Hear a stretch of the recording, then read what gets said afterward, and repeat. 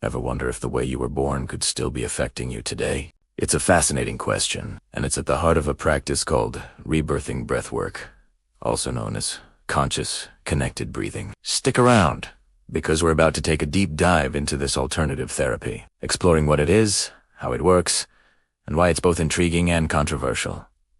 So, what exactly is Rebirthing Breath? Developed back in the 1970s by a man named Leonard Orr. It's built on a pretty radical idea that our very first breath, the one we take right after birth, leaves a lasting imprint on our minds. The theory goes that any trauma or stress from our birth and early childhood gets stored away deep in our subconscious, creating patterns that can lead to issues like anxiety, depression, or self-sabotaging beliefs in our adult lives. Rebirthing aims to bring these hidden memories to the surface so they can finally be processed and released. The core technique used to do this is called circular breathing.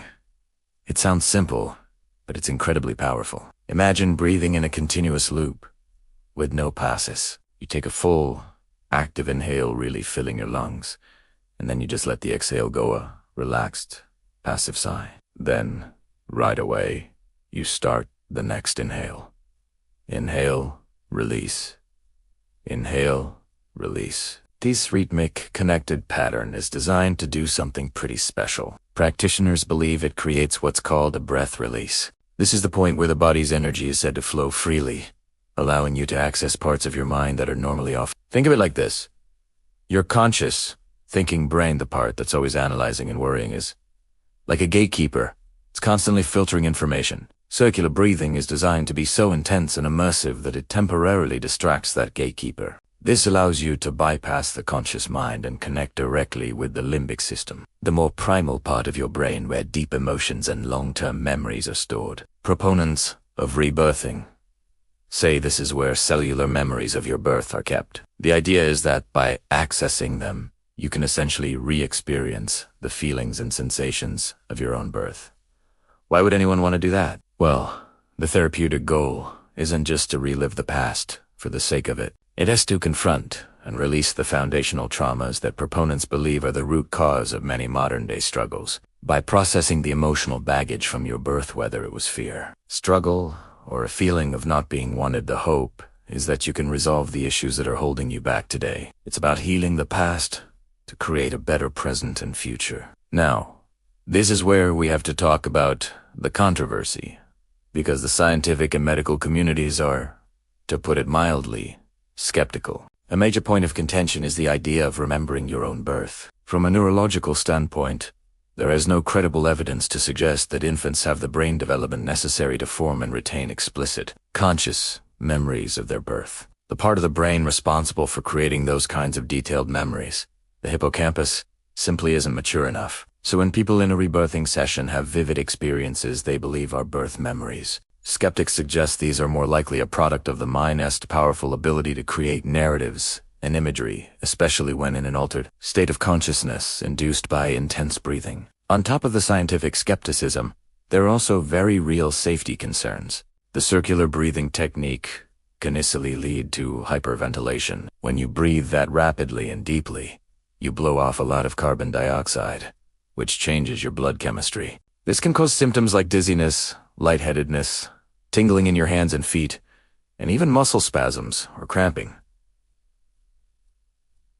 A condition known as While practitioners see these physical sensations as part of the energy release process, they can be alarming and potentially risky for people with certain health conditions, like cardiovascular issues or epilepsy. And unfortunately, the history of rebirthing is marked by tragedy. In the past, some practitioners took the rebirthing concept very literally. They developed a technique where a person would be wrapped tightly in blankets and held down by several people, simulating the pressure of the birth canal. The idea was to have the person struggle and then break free, symbolizing a rebirth. This practice led to several high-profile deaths, including that of a 10-year-old girl named Candace Newmaker in 2000. These horrific incidents resulted in the practice being outlawed in several states, including Colorado and North Carolina. It's crucial to understand that modern, responsible rebirthing breathwork has moved far away from these dangerous and illegal methods. Today's practitioners are extremely clear about distancing themselves from any form of physical restraint. The focus now is on creating a safe and supportive environment for emotional and somatic release, not on physically reenacting birth. So what does a modern rebirthing session look like? Typically, you'll be guided by a trained facilitator. You might be lying down on a mat in what's called dry rebirthing, or you could be in a pool or a warm bathtub for warm water rebirthing. Water is meant to create a gentle, supportive, womb-like environment. The facilitator's job is not to force anything, but to hold space for you. They guide your breathing, offer words of encouragement, and ensure you feel safe as you explore whatever emotions or sensations come up. The experience itself can be incredibly varied. Some people report profound emotional releases, crying or laughing uncontrollably. Others describe having mystical or spiritual experiences, feeling a deep sense of connection to the universe. Many people feel a powerful surge of energy moving through their body, and for some, it might be a calmer, more subtle experience of deep relaxation and insight. The key is that the journey is unique to each individual.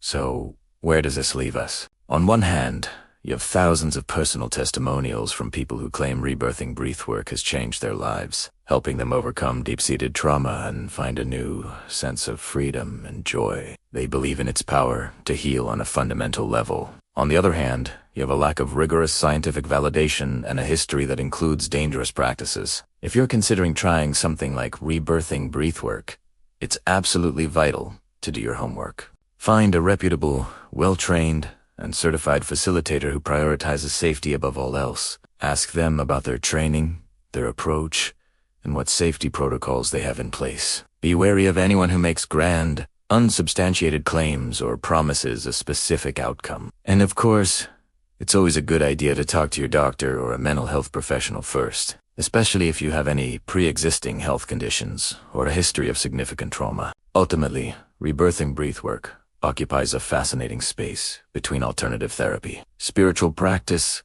and a physiological exercise. While the theory about remembering your birth may not hold up to scientific scrutiny, the act of focused, intentional breathing itself is known to have powerful effects on our nervous system, our emotions, and our state of mind. Perhaps the healing doesn't come from literally reliving the past, but from the profound act of connecting with your body, your breath, and your deepest emotions in the present moment. It's a powerful reminder that sometimes the most profound journeys begin with a single, conscious breath. Thanks for joining me on this deep dive today. If you found this interesting, do you want to forget to like this video and subscribe for more content? Exploring the amazing world of the mind and body. Stay curious, and I'll see you in the next one.